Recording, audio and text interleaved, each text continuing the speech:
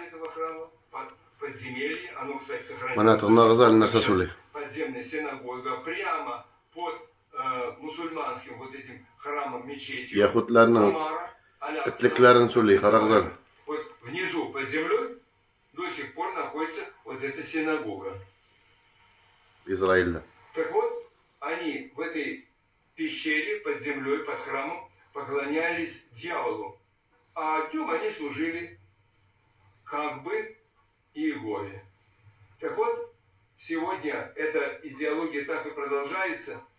Убив Христа, они пытаются убить его тело на земле, церковь. Поэтому Bular musulmonlarni g'ana tugul, bular butun xalqni osha bitirib boralar bu все yahudlar. войны были организованы этими сатанистами. Сатанистлар. Народы, которые исповедуют истинную христианскую веру, Христову веру, неискаженную, то есть православие, должны быть уничтожены, как и был уничтожен Христос. Он воскрес, но они этого признать не хотят. Они борются с его церковью. Здесь, в России, самая большая церковь. Понятное дело, что если Россию уничтожит, все остальные маленькие православные церкви будут уничтожены мгновенно. Грузинская, болгарская, крошечная румынская, сербская, греческая. Я уже не говорю про Константинополь, там турки. Там вообще всего 2000 христиан.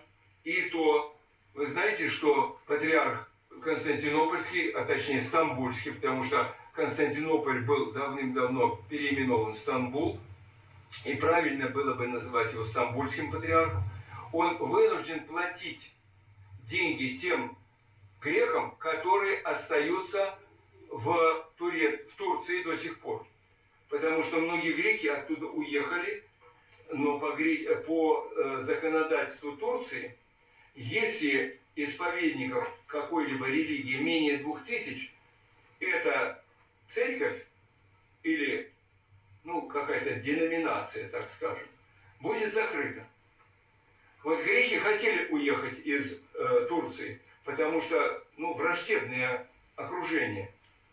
И вот чтобы они не уехали, чтобы эту церковь, так называемый Константинопольский патриархат, не закрыли, патриарх вынужден платить деньги этим людям, грекам, чтобы они не уехали, чтобы было как минимум 2000 исповедующих православие. Иначе их закроют, и никакой патриархии не будет.